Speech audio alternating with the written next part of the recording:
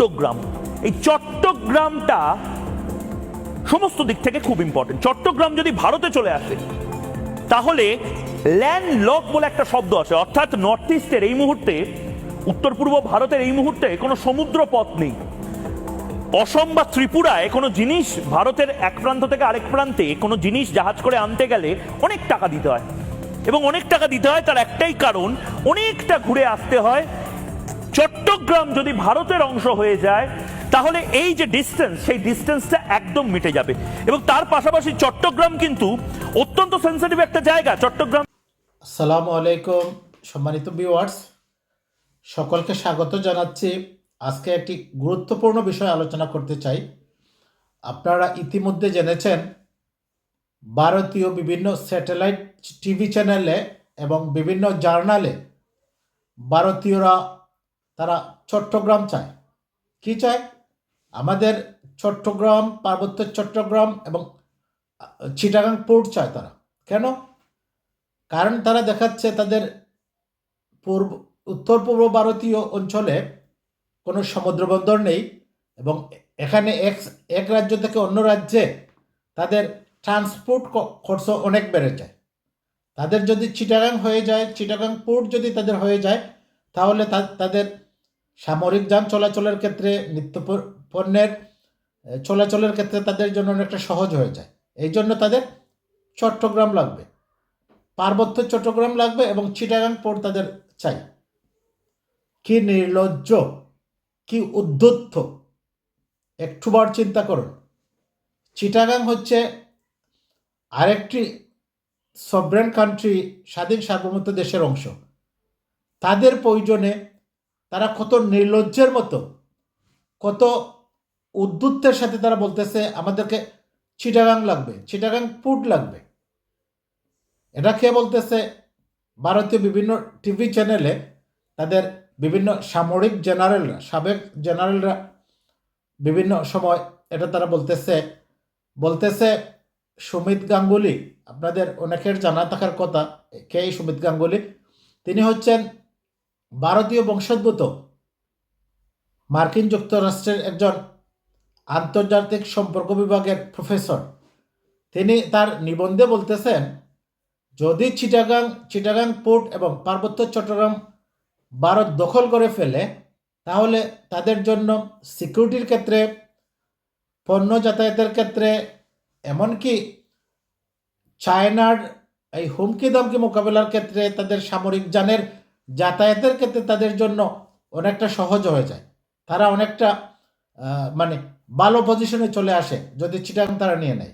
গাঙ্গুলি তিনি তাত্ত্বিকভাবে এই আমাদের যে আন্তর্জাতিক সম্পর্ক বিষয় অনুযায়ী যে বিভিন্ন তাত্ত্বিকরা যে বলেছে আন্তর্জাতিক ব্যবস্থার স্থিতি অস্থিতি, অ্যানার্কি, নৈরাজ্য, তারপর আপনার বৃহৎ শক্তির হেজিমনিকে গ্রহণযোগ্য করা, এই তাত্ত্বিক বিষয়গুলোর মাধ্যমে তিনি বলছেন যে আমেরিকাও একটা হেজিমনিক পাওয়ার হিসাবে তার প্রভাব আরো বাড়বে। পাশাপাশি আমেরিকার সাথে সহায়ক হেজিমনিক পাওয়ার ভারত, তারও রাষ্ট্র ধারণার সীমান্তকে আরো বেশি বৈধতা দেওয়া প্রয়োজন, নৈতিক। এবং এখানে আমরা লক্ষ্য করি যে এই ভদ্রলোক একজন সুনামধন্য মার্কিন অধ্যাপক বাঙালি, তিনি লেফটেন্যান্ট জেনারেল শর্মা আর জেনারেল বক্সির কথা প্রতিধ্বনি করছে। এখানে বিষয়টা হচ্ছে যে চট্টগ্রামকে তারা পার্বত্য অঞ্চল সহ একটা দীর্ঘ প্রতিবেদন ব্যক্ত করেছে পশ্চিমবাংলার। এটা কেমন কথা?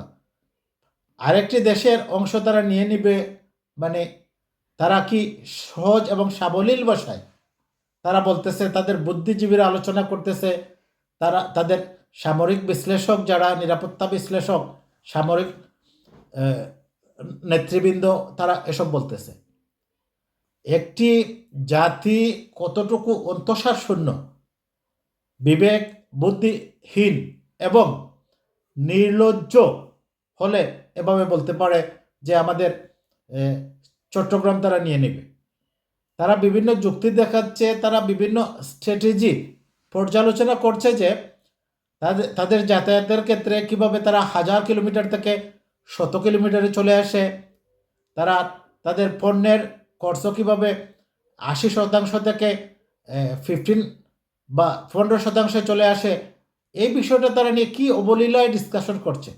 অথচ আমাদের সরকার, আমাদের পররাষ্ট্র মন্ত্রণালয় মনে হচ্ছে যে কানে তুলো দিয়ে ঘুমাচ্ছে।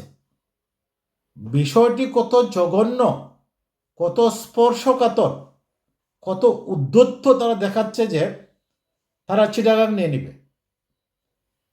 এটা আমাদের অস্তিত্বের সংকট, এটা আমাদের অস্তিত্বের প্রশ্ন। বিষয়টা যদি আমরা মানে নিরাপত্তা বিশ্লেষকদের দৃষ্টিতে পর্যালোচনা করি, তাহলে দেখব এই অস্তিত্বের সংকট থেকে আমাদেরকে বাঁচতে হলে, এই বিষয়টি মোকাবেলা করতে হলে আমাদেরকে ভারতের শত্রু করা তাদের সাথে আমাদেরকে মানে যোগাযোগ বৃদ্ধি করতে হবে। আমরা জানি ভারতের প্রকাশ্য শত্রু হচ্ছে পাকিস্তান, ভারতের প্রকাশ্য শত্রু হচ্ছে চায়না। আমাদেরকে নিরাপত্তা বিশ্লেষকদের মতে আমাদেরকে চায়না এবং পাকিস্তানের সাথে আমাদেরকে আন্ডারস্ট্যান্ডিং হতে হবে। আমরা তাদের সাথে আমাদের টেরিটরি, আমাদের সার্বভৌমত্ব এবং আমাদের এই অস্তিত্বের সংকটে কিভাবে মোকাবিলা করা যায়, কিভাবে একে অন্যের সাথে সামরিক সহযোগিতা বৃদ্ধি করা যায়, সামরিক স্ট্র্যাটেজি কিভাবে সাজানো যায়, এই বিষয়ে আমাদেরকে সামরিক পর্যায়ে, নিরাপত্তা বিশ্লেষক পর্যায়ে পাকিস্তান এবং চায়নার সাথে আমাদেরকে সম্পর্ক বৃদ্ধি করতে হবে। আমাদেরকে একসাথে বসতে হবে, আমাদের স্ট্র্যাটেজিক আমাদের এইভাবে সাজাতে হবে। অন্যথায় আমরা আমাদের অস্তিত্বের সংকটে পড়ে যাব। আমাদের সার্বভৌমত্বে, আমাদের মানে স্বাধীন সার্বভৌমত্ব দেশে শত্রুর তাবা, শত্রুর নখর মানে দিন দিন দাঁড়ালো হচ্ছে।